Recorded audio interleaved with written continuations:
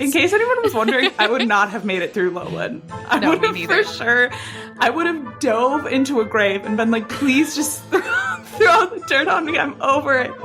Lillian's like, can I please go to sleep and stay asleep forever? Thank you.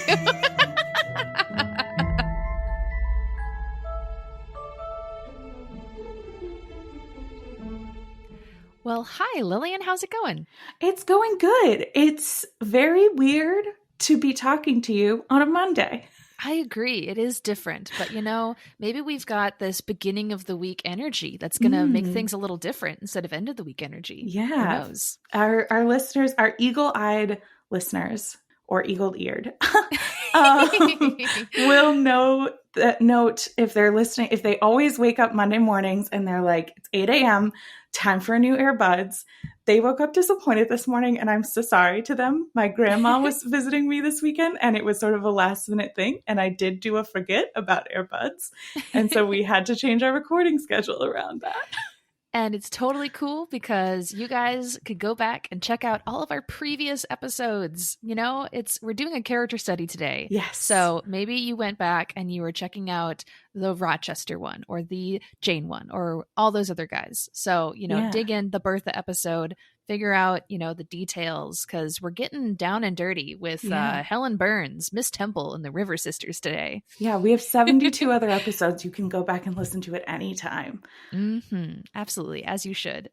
But yeah, today we got these three ladies. Lillian, just kind of off the top of your head, why do you think these three, or technically four, why do you think these four people are good to talk about in connection with one another? I think it's interesting. Helen and Miss Temple meet Jane at like a similar point in her life, and they play a really similar role in sort of adjusting her perspective. And then I think the reason Mary and Diana we specifically included in this conversation, because they're not enough of characters to have a whole episode about them. Mm-hmm. But I think the reason that these four fit together for me is they're the really positive female friendships that Jane has at super pivotal points in their life. Yeah. And I see a lot of parallels in the way Jane's perspective shifts when she's in that childhood at Lowood and in this sort of first new experience. And then how her perspective shifts in what I refer to in my head as the St. John chunk.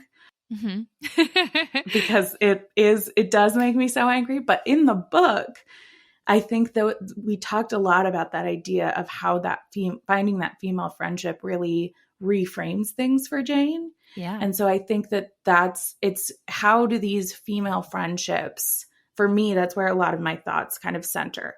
Is how do these female friendships affect the way that Jane is like changing her perspective on things? Because it's something that we certainly didn't see a lot at the time.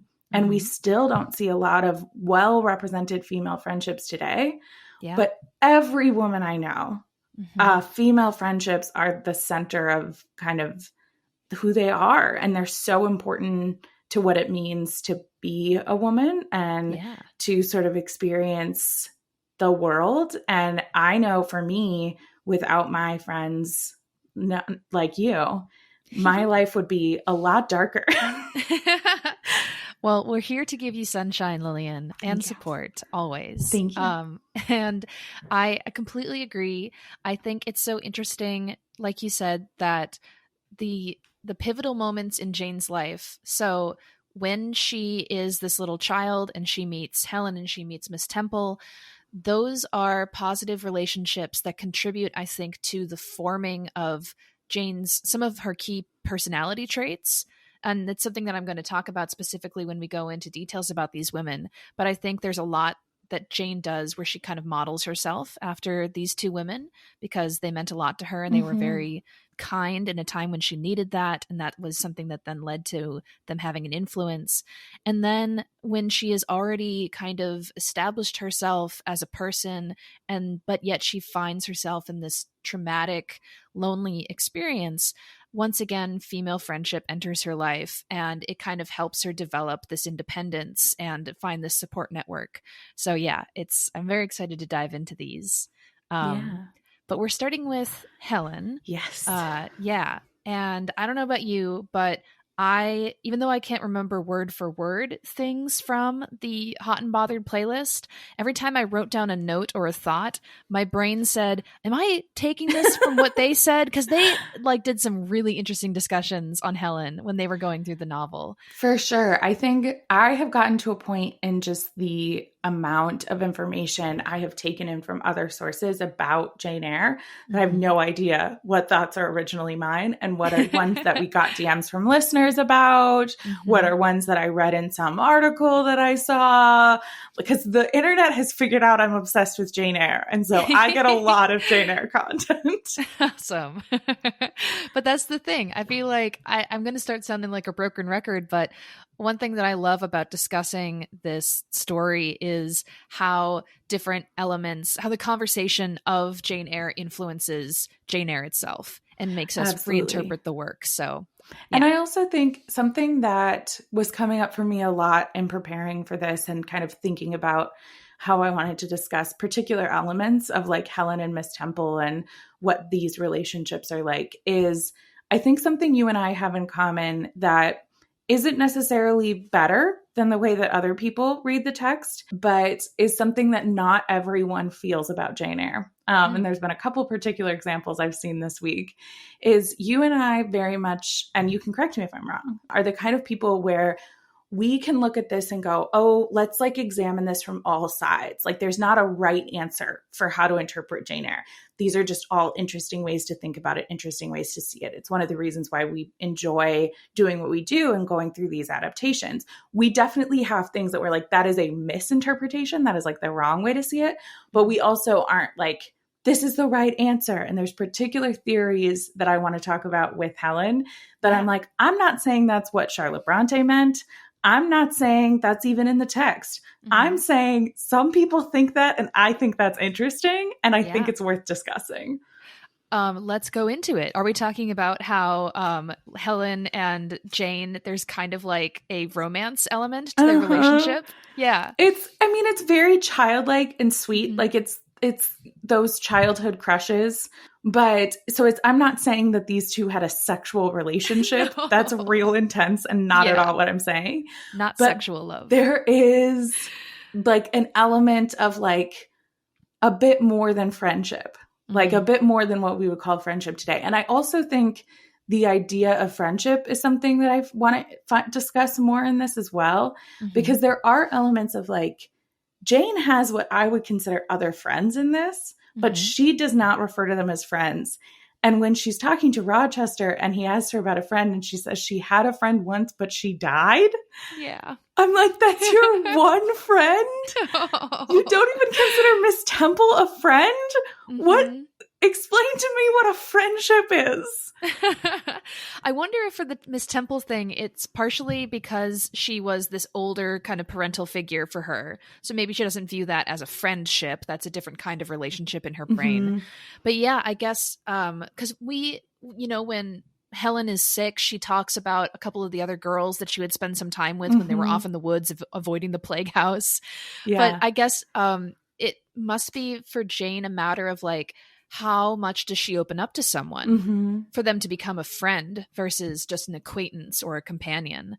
Because I think that seems to be a big thing for her, is that if she opens up to another individual and like kind of, shows her vulnerability or expresses like certain emotions and things, then that is someone that she would deem friend.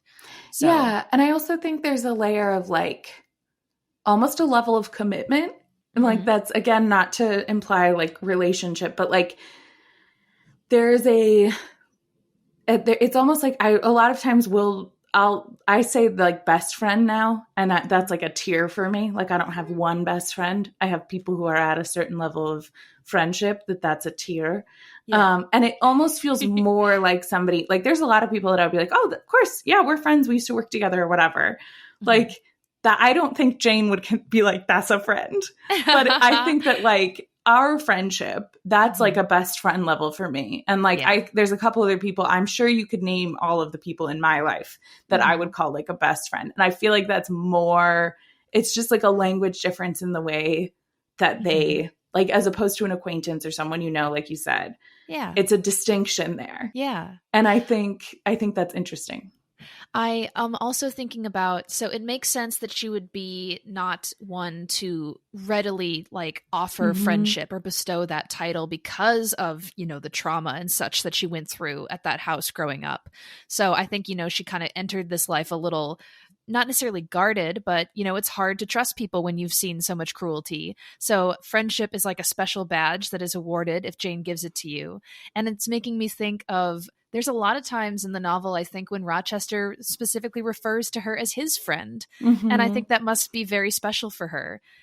So yeah, because he calls her his little friend and he's like, we've Yeah. been friends, haven't we? And all this stuff. And she's like, it's more than that though. It's more Well, than and I think friends. I think that that's interesting to me because she does consider him a friend, and like she Yes. does like go into this place where she considers Rochester a friend, and I think that it's interesting to know the level of kind of specialness that holds for her, Yeah. and to go when Jane looks back on her life, her only friend up until that point is Helen. Mm-hmm. There's an intimacy to their relationship that I think is where some of that, and that's not to say I have a lot of platonic female friendships that are very intimate. And I think that that's what I see where Jane changes it to that friendship space, where in Yeah. order to have friendship, it can't be let's go tell fun stories to each other in the woods and run around. It can't be like we ate meals together and shared jokes and stuff like that. Like that's not enough to be a friendship. It has to be I shared my inner thoughts and asked this person while they were dying, where is God? Yeah. Yeah. So I want to just to kind of pinpoint real quick on this discussion, these details that we're talking about of how Lillian and I can kind of see a potential like love, like romantic kind of Yeah. love. And again, not sexual in any way, just like I want to hold hands with you kind of a thing. Mm-hmm. And I see it most in Helen's death scene because the way that she is so like affectionate, both being like, "Oh, you're cold, come like, share my blankets with me." She describes how she like kisses her and hugs her, and I don't think it's like a make out on the mouth by any means, but it's like a kiss, and I think there's a sweetness and a tenderness to that that's, it's not just like, "Oh, I just, give my friend a smooch." It's my friend is dying tonight and Yeah. I love her, and it's a complicated love. And I also love that Helen refers to Jane as darling. It's Yeah. one of the ways that she like calls her like right before she kind of, falls asleep and stays asleep forever. Yeah. But it's Stays those little asleep forever. I'm sorry. But it's like those That little one took a second to absorb into my body. I don't know. I didn't want to just be like, yeah, then she kicked the bucket. But That's more Earbud style. It's just yeah. like go from like stays asleep to ever to kicks the bucket. Like that's the space we live in. We do not live in the middle there. We're one of the Nope. extremes. Exactly. But those are just some of the details that stand out to me to like lead into that kind of what if. Yeah, and I do think they did a really good job of discussing that sort of just open door in the Hot and Bothered podcast. So if that's something where you're like, if you find this theory annoying, good. Okay, hopefully you skipped ahead and didn't listen to it, and you can listen to our other conversations about it. If you find this theory really interesting and you want to know more about it, there are like articles about this. They talk about it on the Hot and Bothered podcast. I truly wouldn't have talked about it if it was just something I was like, that feels weird. But I think the fact that this is a discussion, this is something that's interesting out there. I will say, Pride Month is making my brain think real queer. And I've seen so much stuff like recently and then the fact that we just watched Gentleman Jack, like my brain is like all women are in love with the other women around them all the time, and every time a door closes those women are kissing, and I just have been in the wrong rooms. No, totally. But okay, so like just a few other like things about Helen. Really quick before we move on, I do have one other queer fact that I was going to save for the end that I read about this week that I thought would be fun. Tell me. So, kind of along the lines of like almost backing this up. And again, if you're someone who feels that the historic Charlotte Bronte and the potential theory of new information about her is going to upset you, I'm going to recommend that you skip forward a little bit because this one is a doozy. So like literally this morning, I saw one of the mutual people that we follow, actually the author of Reader, I Murdered Him, the book that we're reading next, posted this thing with a bunch of different period drama or historic fiction. It's fiction about a historic time, not time that was written now that's historic. You know what I mean? You know, our whole jam, our whole space. And references to possibly some of these women being different levels of queer. And one of them was Charlotte Bronte. And there is evidence in some of the letters that she wrote to her friend Ellen Nuse. I'm going to send you this in the chat so you can tell me if it's pronounced differently than I think it is. Ellen sounds like Helen. Coincidence? I think not. But they had a very intimate friendship. They wrote a lot of letters to each other. Those letters can be read in a way that is very romantic. There are moments where Charlotte Bronte writes a letter to, there's a quote where she says, if I was a man and we could, I would marry you. Which, like, again, that's something you could say to a platonic female friend, or maybe that you're secretly kissing every time the door closes. And we'll never really know that. But I will also say that it is more often in history that queerness is erased than that it is exaggerated. So my personal headcanon about this actual human person's life, who we will never truly know because she is dead. She went to sleep and stayed asleep. Yeah, she went to sleep and stayed asleep, and somebody else kicked a bucket near her.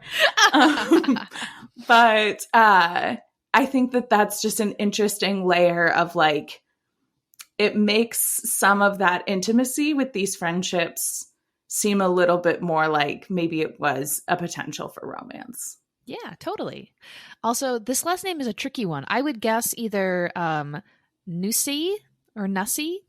Nusay? If you Google, I'm going to actually put this on our Twitter for sure. Was Charlotte Bronte gay by Out Magazine is the article that I read.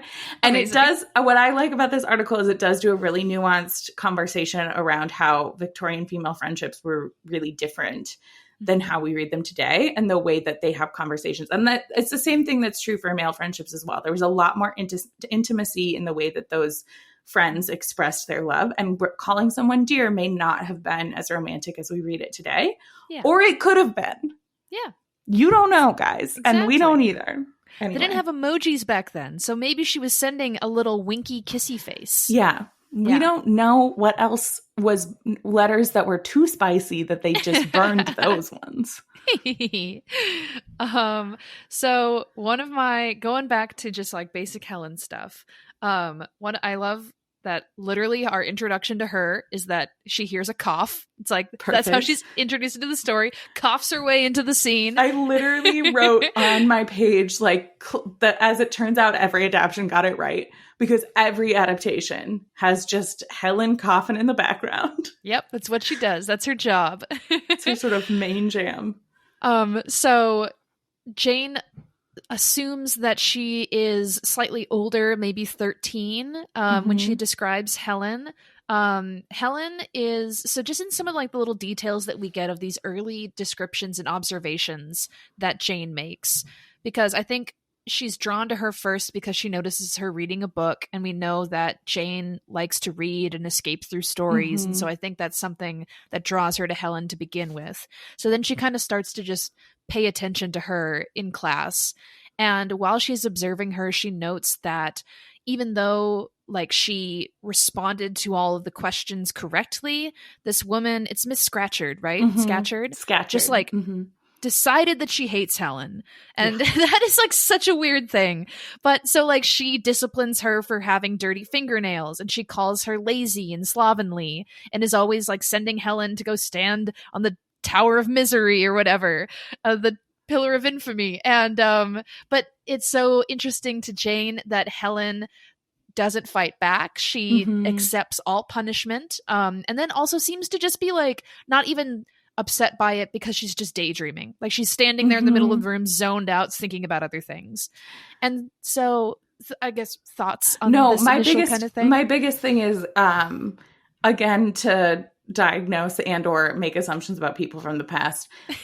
Helen has ADHD, guys. That's what Yeah. this is. Like reading it, it's like she's like, I don't know. Sometimes I just don't pay attention and I forget to like wash my hands, and maybe I am slovenly, and like maybe that is a sin. It's like, or maybe you have ADHD and so your mind wanders away, and you're pretty smart, and so memorizing bullshit is boring to you.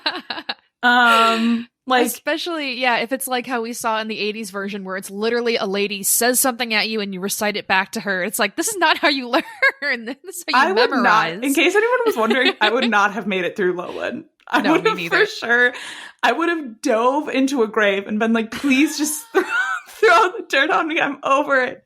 Lillian's like, can I please go to sleep and stay asleep forever? Thank you.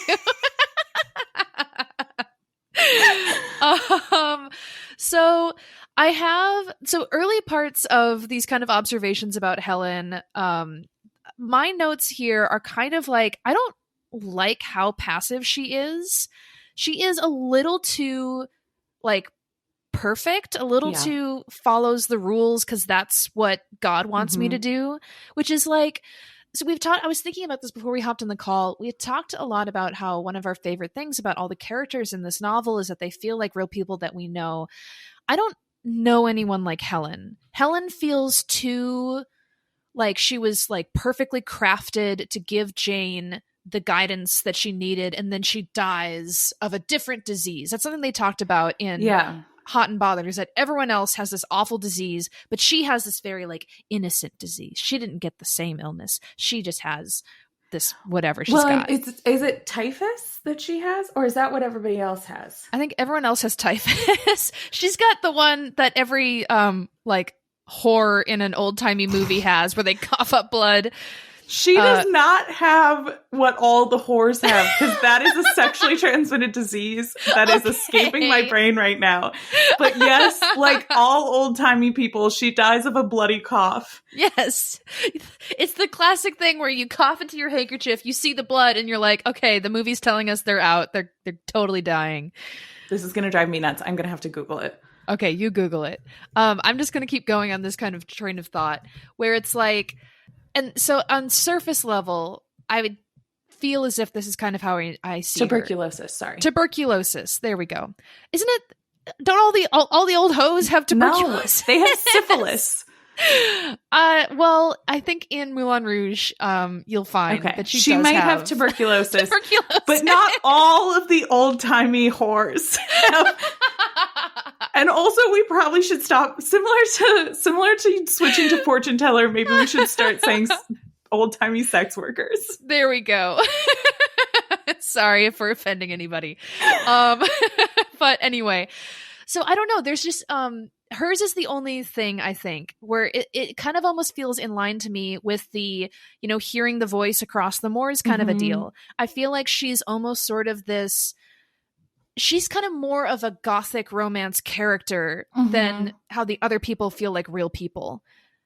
Do you see what I'm saying? I totally see what you're saying. I do think there are people, I think that it is that innocence of a child, like she's frozen in amber. Helen is one of the characters that like I would find, if anybody knows, I'm sure something like this exists. If anybody knows of like a good version that's like, what if Helen lived and what would she be? Like, I think she's one of those people that you can only really do this with a child where they're perfect and then they die as a child and they retain that perfection.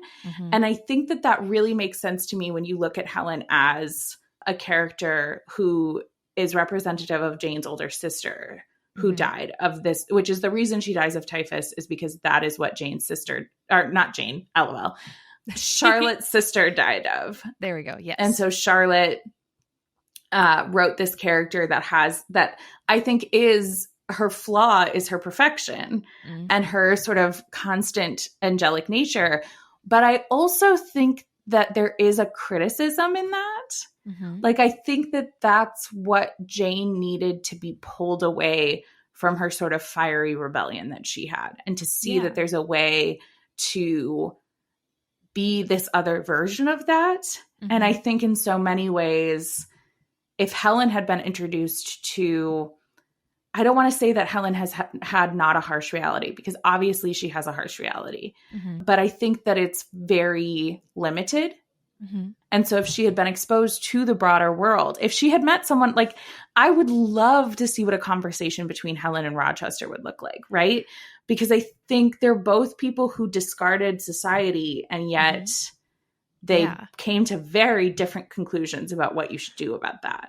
Totally. It was, I think, one of my favorite things when we were doing our Christmas episode and like talking about how these characters would interact. I loved imagining that. Yeah.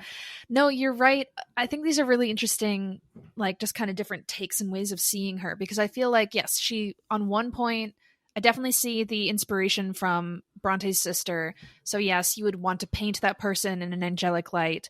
I definitely see her role as kind of a catalyst to start Jane's kind of new way of thinking about how to turn the other cheek, love thy enemy, commit thyself to God, because if everyone else hates you, it doesn't matter so long as you love yourself and God loves you and all that stuff. But yeah, I think it's just interesting to me. It's the one character that feels very like this is manufactured for a specific purpose. Yeah. And I think the other ones, they just are a little bit more seamless in the way that they fit into the space. And I think there is this layer of Helen that I truly find interesting. And I think I want to discuss a bit more around this kind of pivotal idea that Helen has, and we're going to be doing a theology episode here in the next couple of months. And I'm really, really excited for that. We have some very cool things planned.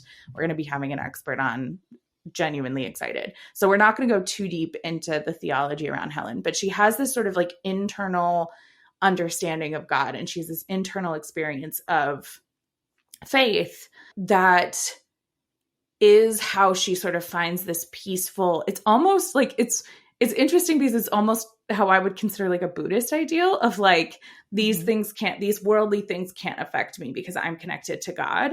She has that very internally, where Jane at the time is very much aware of and in what the world is and what the world thinks of her, because she's going to this new space where she could have friendships for the first time and people who care about her for the first time.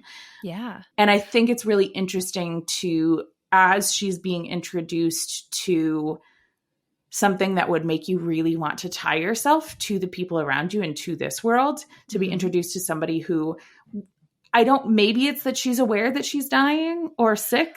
No, exactly. That was my main kind of theory when going back over these passages of Helen, is I personally believe 100% she has this mindset and this like personality and kind of way that she moves through life. I think because she knows that she is going to have a very short life and that her death is coming fairly soon.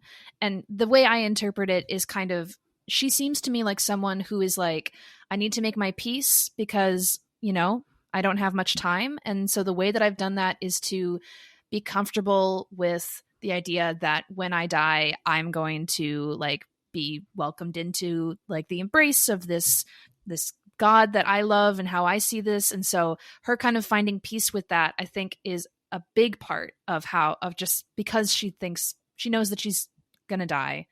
She's going to take the long sleep and never wake up again. And so she's like finding that peace. And so I loved what you said just then when you were talking about how Jane is finally in a situation where she can make these relationships, and Helen is in a situation where she's like, I'm not going to be making many relationships for long because yeah. And I think it's a really interesting, I think there's an interesting perspective. This is going to get a little dark here, guys, but we are talking about a child dying. So I guess it was always going to be a little dark, but like death is one of the few things, there's more things that I think are universally true of the human existence, but death is the one that like, you can't even argue with me. Like we are all, I hate to be the one to tell you this, guys, but we are all going to die. And I think that it's interesting in some ways. I'm coming around. This is something that always happens to me while we're talking about this. I'm coming around. I fully believe that this is how Helen would be, that she does have a realism to her, because this is how a child would experience, like a young teenager because there is this distance. Anybody who's been around somebody who's had that near death, whether that's an illness or some frightening accident or some other traumatic event that makes them feel that there's a difference between the knowledge of death and feeling that, you can see the way that shifts what's important and what matters. And this is how, if you're a teenager and you're dying, you're dying, you would go and look for answers. And the people that she has to look for answers from are Broccoli, who obviously doesn't have them. Anyone who looks at that man knows he does not have answers. Miss Scatcherd, who she does find wisdom from, even though I think that Miss Scatcherd is terrible. And then Miss Temple. Those are the people she has these answers from. And then she has this other thing, which is the Bible. And I think that's where she finds that Miss Temple encourages her in her own thoughts. Like, the best example of a person she has is encouraging her to think for herself and express herself.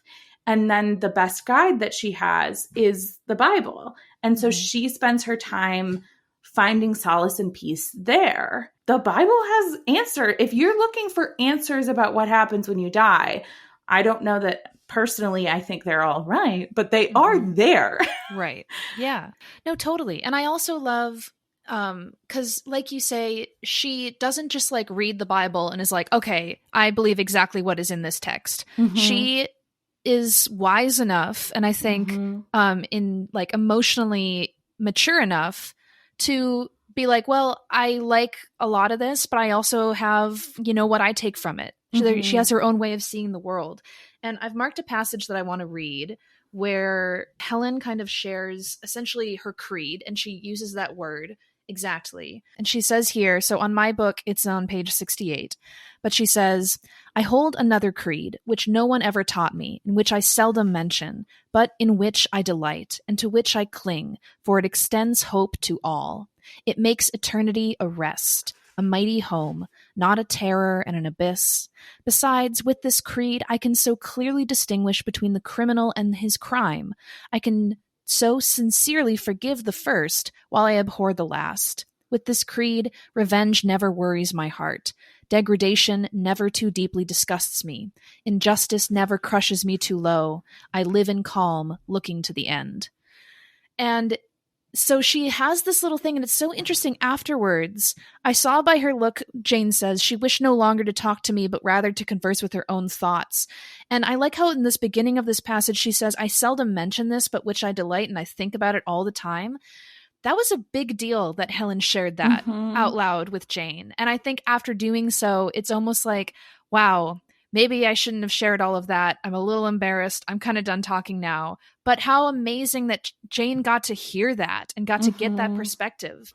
Because, yeah, if she's going to die soon, and she might have never shared those thoughts with anybody, but she kind of gifts them to Jane. And I think Jane carries a similar principle onward. And it's like the beautiful way that, we keep loved ones alive by keeping their memory with us and doing good in their name. And I think Jane does that. It's kind of her way of repaying Helen for kind of gifting her this sort of idea. Yeah. And I think that's such a really interesting way to put it. And I think there's clearly so much that Jane carries with that, even though that conversation could be really easily dismissed as just a weird conversation you had with a friend once when you were a kid, right? But I think that you can see that Jane is sort of desperate for those answers and goes back to Helen when Helen is dying, and she goes to her, and we talked about this, in some ways, it probably was what Helen wanted to talk about, but in other ways, it's can you let this girl who's literally passing away just rest for a second? Because I think that Jane takes that and hears that, and that's where her shift from where she starts when she meets Helen of, I would die if people didn't care about me. If I didn't have people who loved and supported me, that would kill me. And she knows that because she's been in a space where she didn't have that. And it was always the hope and possibility of that changing that she had prior. Even up until the beginning of the book, Jane is trying to be good to get people to love her. Mm-hmm. And then she goes to this new place and she's like, well, those people were incapable of loving me, but maybe I can be good to get these people to love me. Mm-hmm. And Helen's sort of answer to that is do the right thing, be good for God, and then what these people think doesn't matter. Mm-hmm. And I think it's interesting to watch Jane live with that, right? Because like Helen dies with that and she has that peace. And Jane is sitting there asking her, where is God? What is God?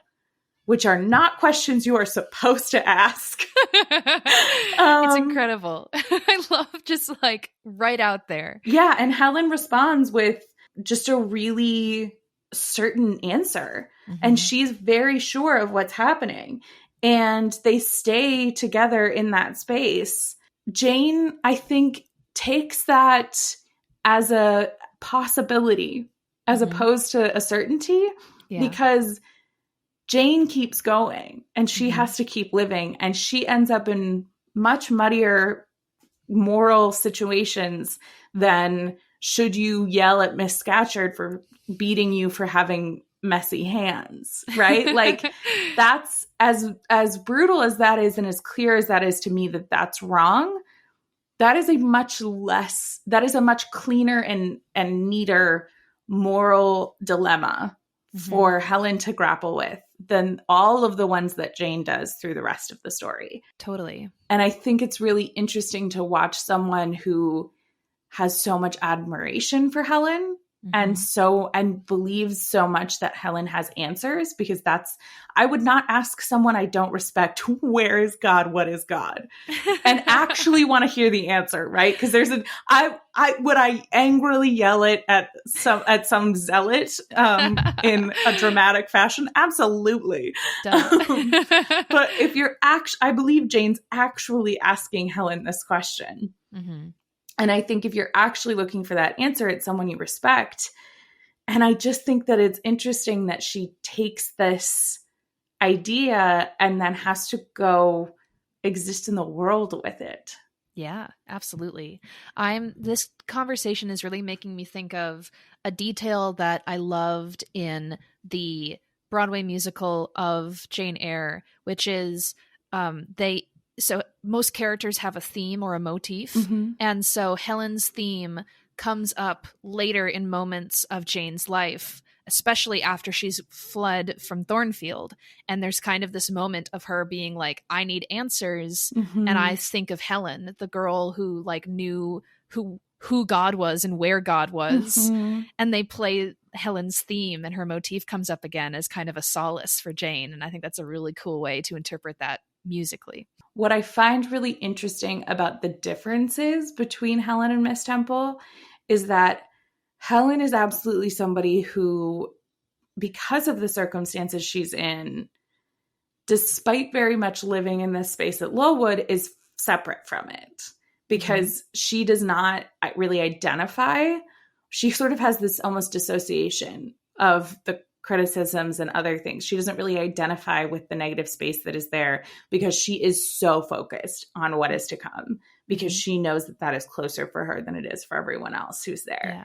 And so the good that Helen does and the sort of existing outside of the rules of this society and the rules of this space that Helen does is so separate from all of that, where Miss Temple is very, very, very tied to the reality that she's living in. She is a single woman who is who is the head of this school, but does not really have the say and power that somebody has to break rules in order to treat these girls the way she thinks they deserve to be treated. And is at the same time, like, I think has a similar attitude, but with a lot more practicality to it. Yeah. Like, I think Helen sits in this space of like very theoretical, very like reflective and philosophy and those sorts of things, where Miss Temple is a little bit more living in the reality of she is in charge of these girls' welfare and she has to protect them while protecting herself, while knowing that if she's too far outside of what's acceptable here, she will lose her position and her stability and probably her life and won't be able to do anything to protect these girls. Totally. No, I like this setup, Lillian, because I think it's a great way to look at it that Helen kind of gifts Jane these kind of theological ideas, spiritual ideas, ways to like things to live by and to contemplate. And I think Miss Temple, the way that she benefits Jane, it is more in through direct action.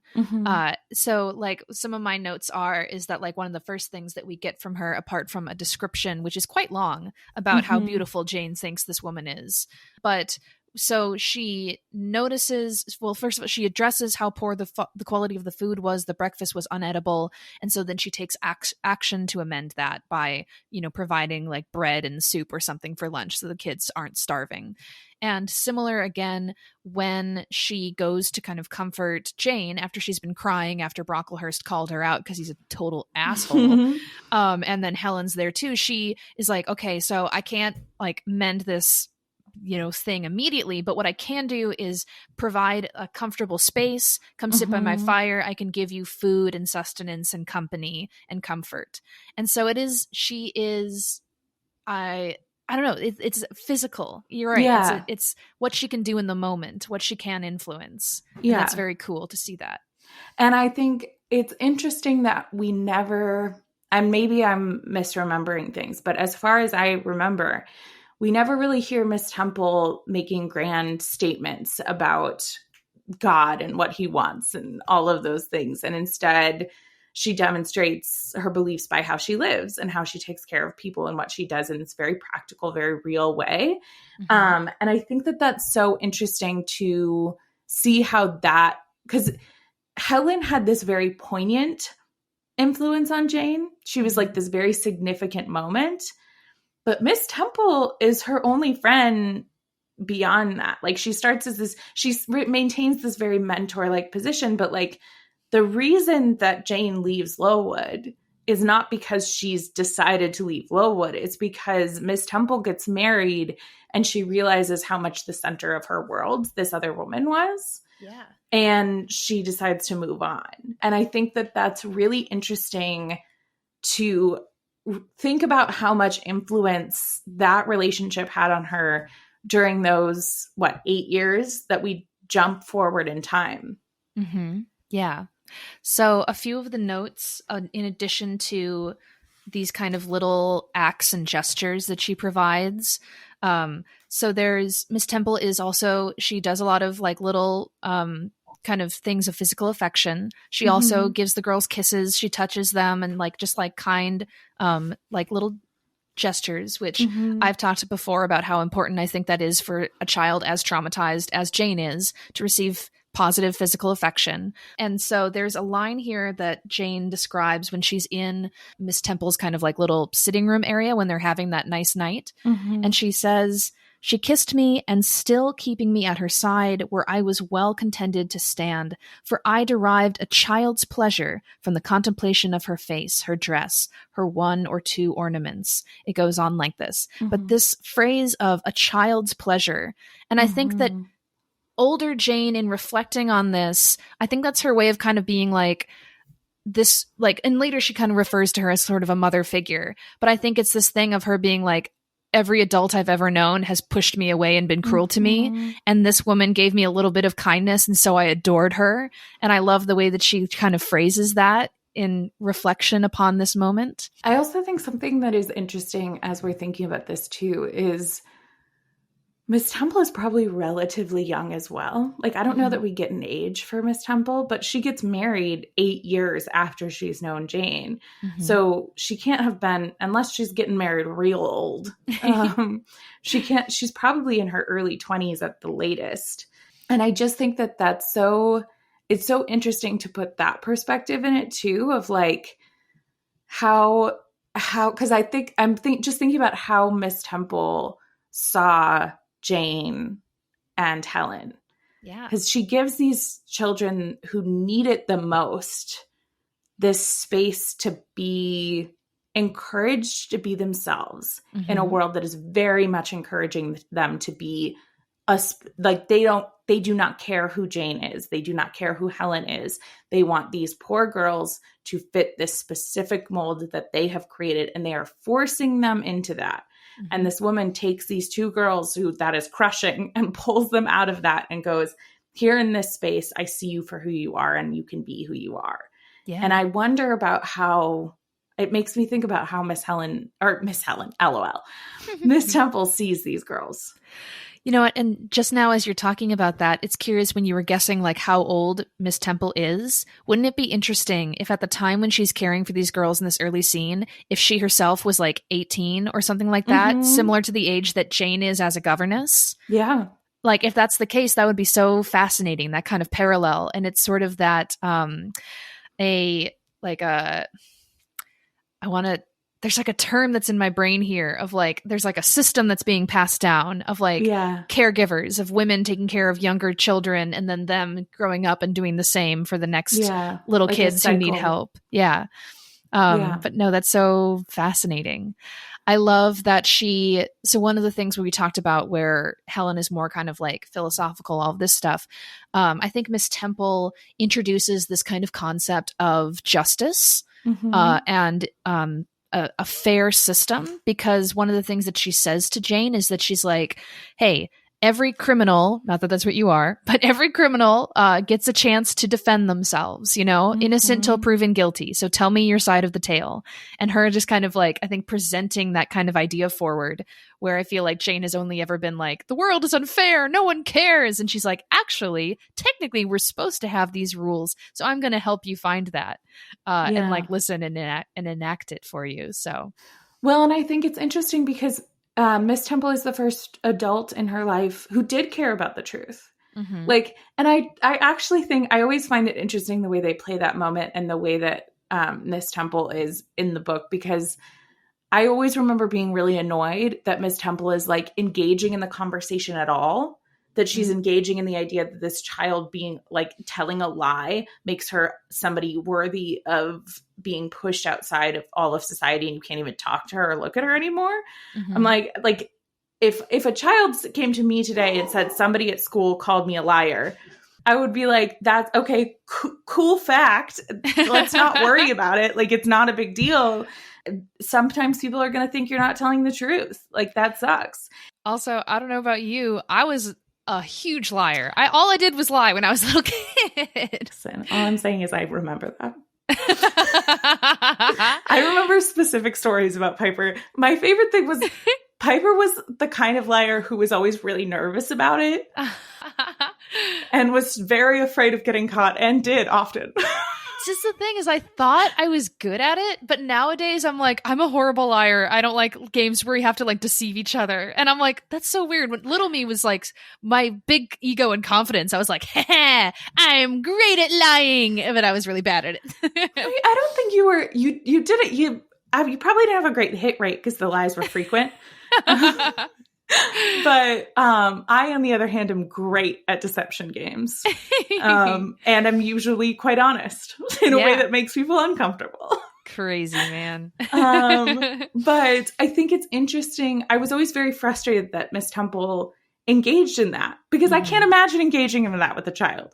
Yeah. And I think that it is in talking about it more and in understanding the story more, it is so critical that Miss Temple takes the truth seriously. Yeah. And lets Jane explain that truth to her and prove that truth to her. Yeah. Because Jane has not had anyone who cared what she had to say or cared whether they didn't. Oh my God. Aunt Reed. There we go. Whoo. Aunt Reed didn't care what the truth was. She had a truth in her head, and she was just letting everything reinforce that truth. Jane was a bad child because Jane made her feel uncomfortable, and therefore that must be true. And John was a saint, and so everything had to be Jane was the villain and John was the victim. And because of that, because that's the way the person in power saw it, Bessie and all these other people in the household also had to see it that way. And it served John's interest, and it served his sister's interests. And so they perpetuated something that the truth didn't matter. And that was really frustrating to Jane. And so having this experience where the truth does matter and what is real matters. And to Helen, it only matters in your heart. And Miss Temple does a great job of, again, being that example of how these things tangibly happen in the world, which is she goes and makes it a reality in the world. She goes and finds that witness for Jane. She listens to her and hears what she has to say and says, in my eyes, I believe you now. Yeah. But I know that it's going to make you feel better if we find somebody who can verify this story. So I'm going to go do that for you. Yeah. And I think that is taking children's concerns seriously and believing them and supporting them is so important.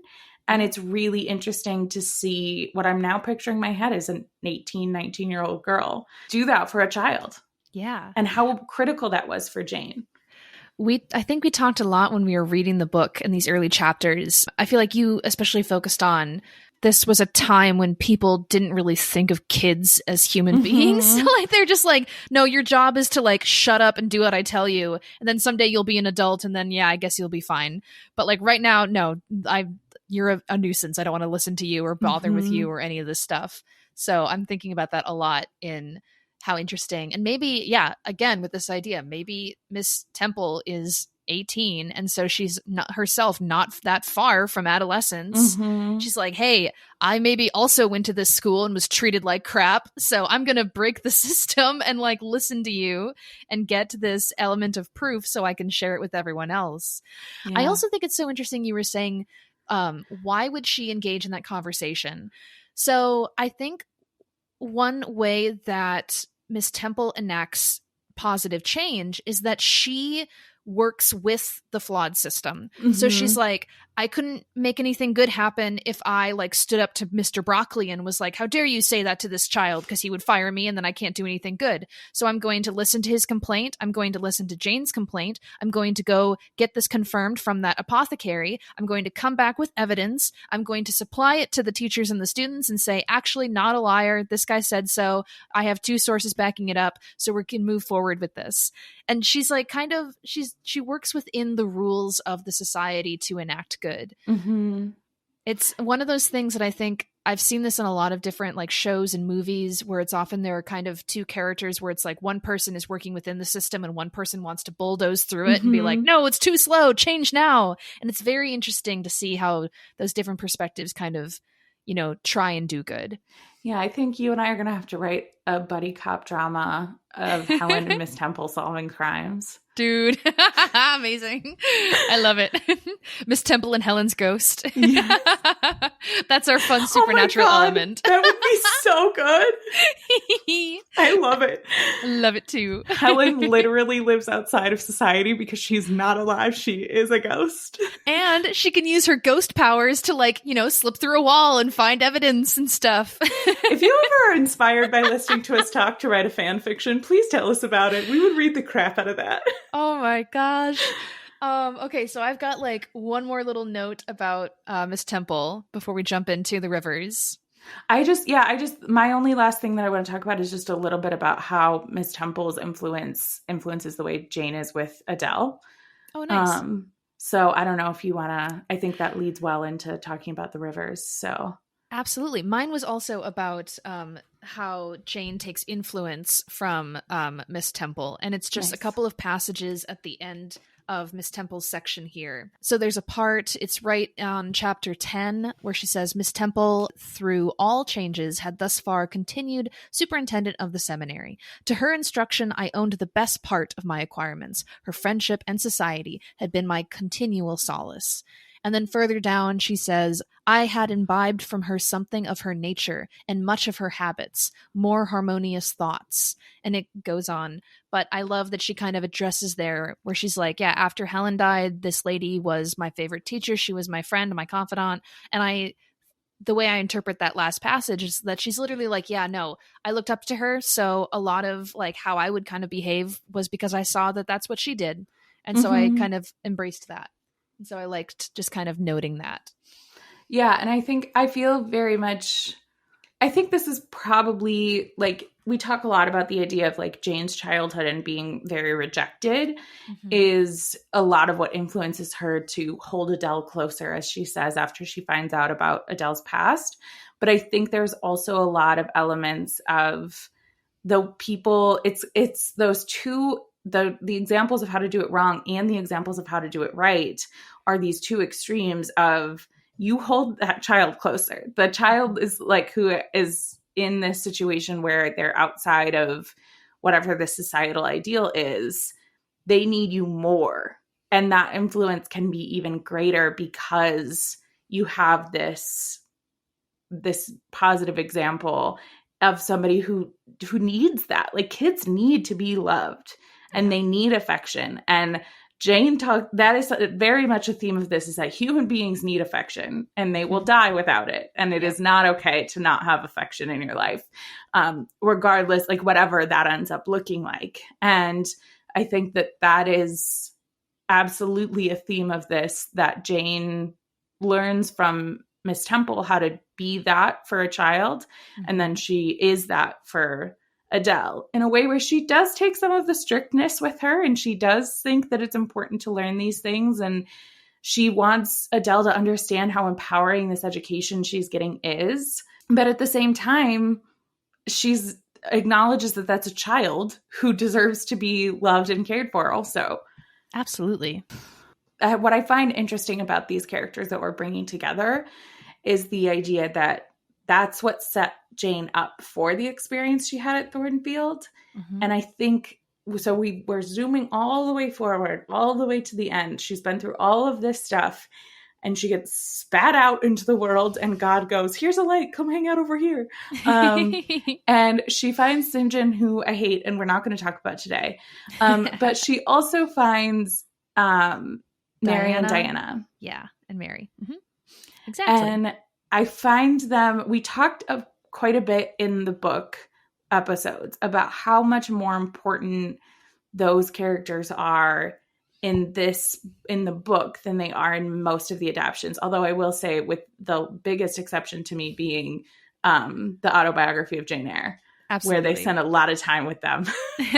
No, totally. Yeah, I feel like the movies and the shows and stuff usually they just seem a little kind of like helpful, but maybe a little ditzy. They're not really like big contributing factors. They're kind of just there, and they're like, oh, like, yeah, what if you married St. John? And it's like, no, not good. Well, and also they're not like quite as they're pro her marrying St. John if St. John doesn't leave. Yes, because they're like, no, if you do that, one big happy family, he stays here. And she's like, no, he still wants me to go to India. And Diana's like, excuse me, what? Like, no. Well, don't do that. That's dumb. He's like, you're tiny and you'll die. Both of you are far too white for this. I don't know how to explain this to you better.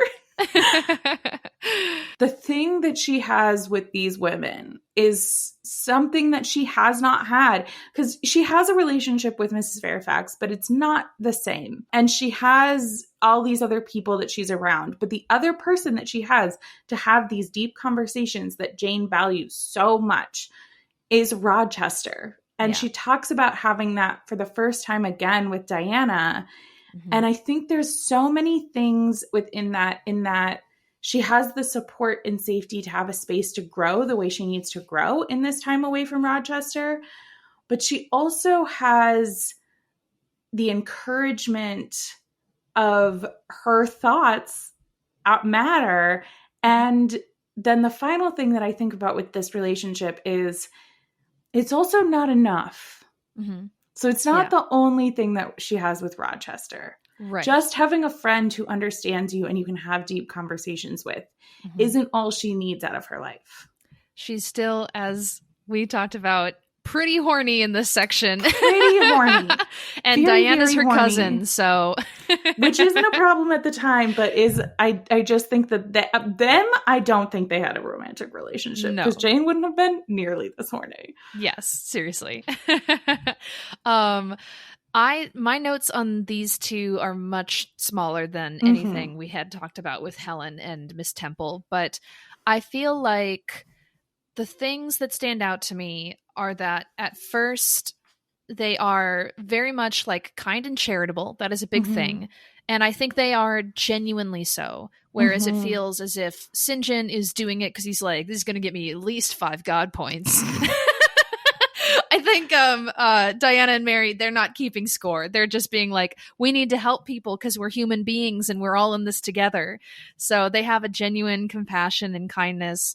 I think it's hilarious when she's like waking up feverish in the bed and they're just like talking about her and they're like, ooh, we made up stories about where you might have come from and what you went through. And I'm like, okay, so they have big imaginations and they're bored out of their minds. Old-timey times were boring. Yeah, exactly. So they're like, oh boy, a lady we can take care of and like wonder about, a mysterious visitor.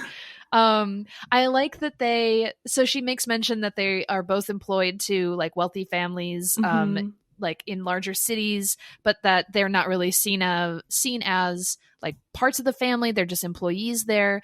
And I like that the first thing she witnesses, where once again, this is interesting to me, Jane spends, it feels like at least a page or two just like observing them through their window. So first of all, creepy Jane, but also like it's the same way with Helen. She spends a lot of time just kind of like watching them and observing them before she's like interacting with them.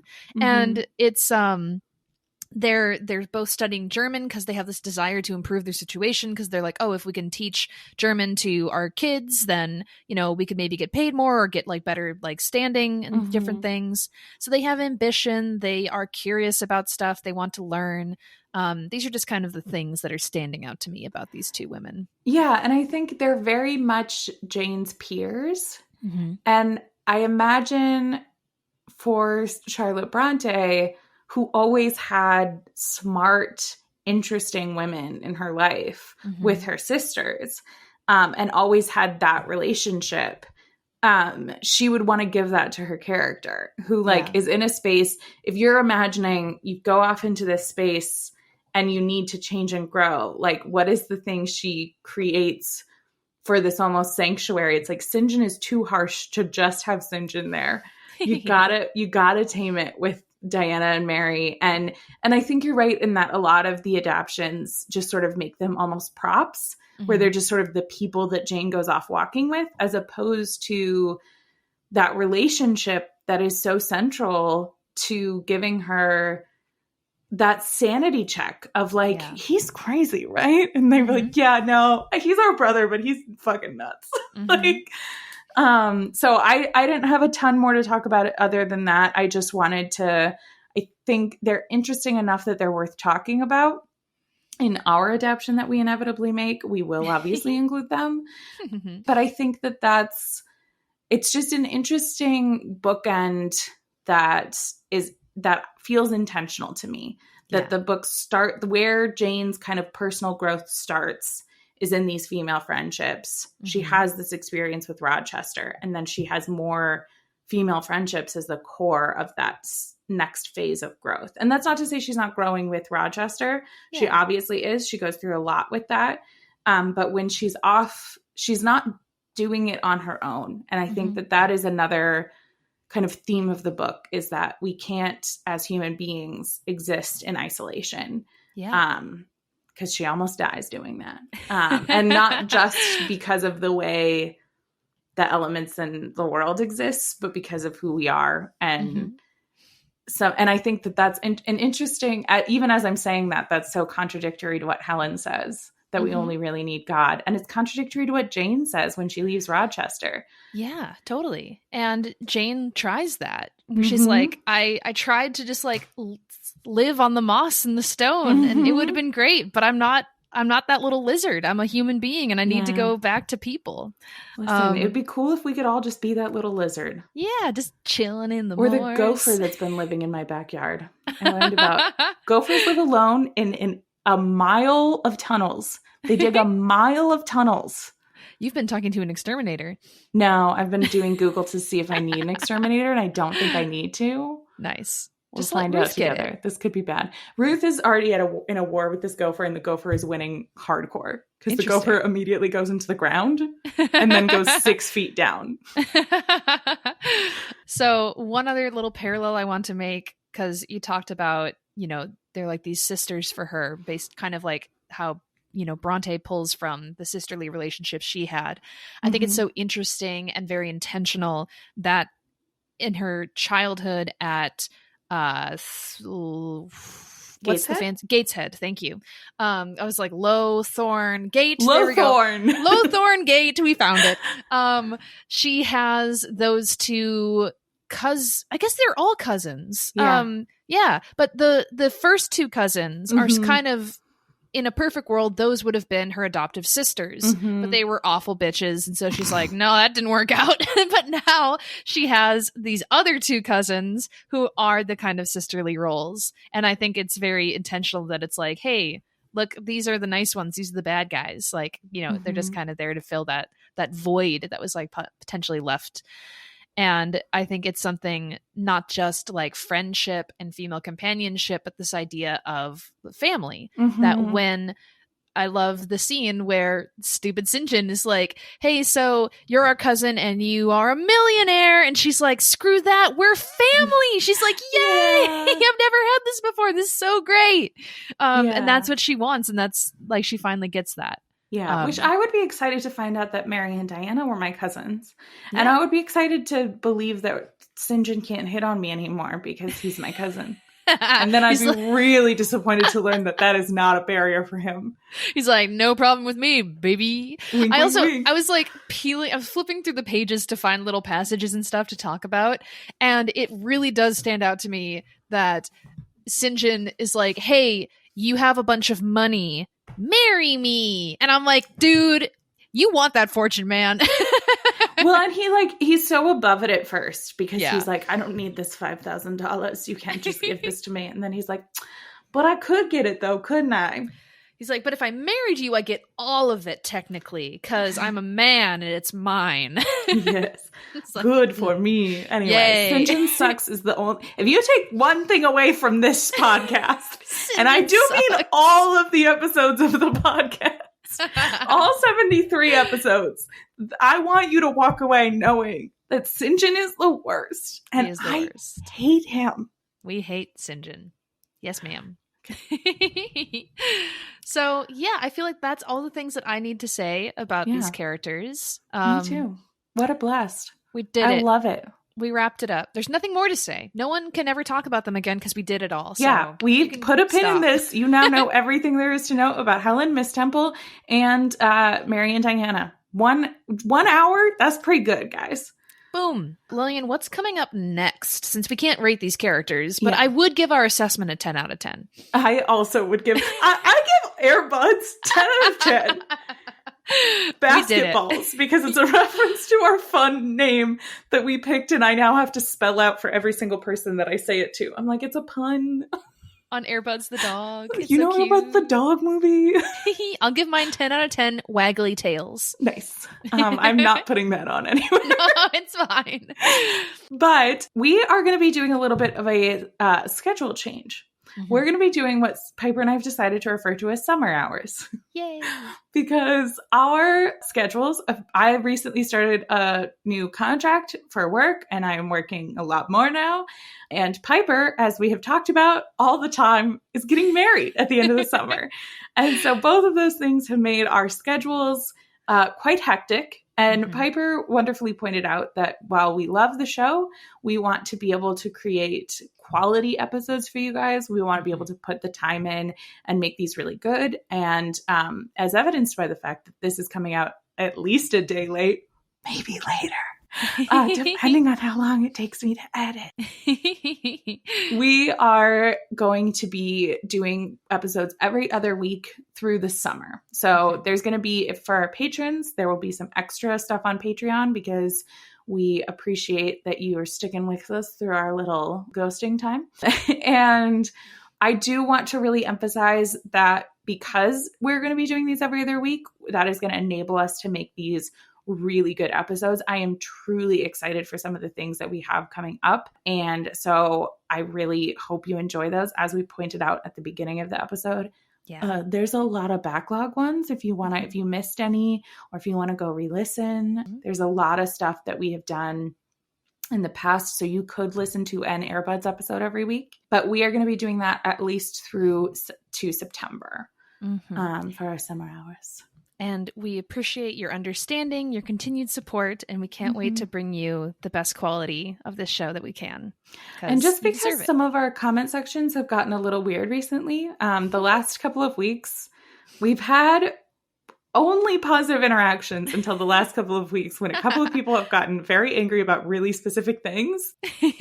I'm just going to say, if you don't want to continue to support us, that would, of course, make me very sad. We love you guys so very much, but you can keep that to yourself. Yeah. You can just stop supporting us and leave. You don't have to tell me. But Lillian, it's the internet and people are angry. Yeah, I get being angry. Have you ever considered a journal? Anyway, that is not for most of you. I don't truly, most of you bring me so much light and joy. It's just a couple of people who are chasing us across the internet who are mad. And it's like, guys, we have a Kmart parking lot for a reason.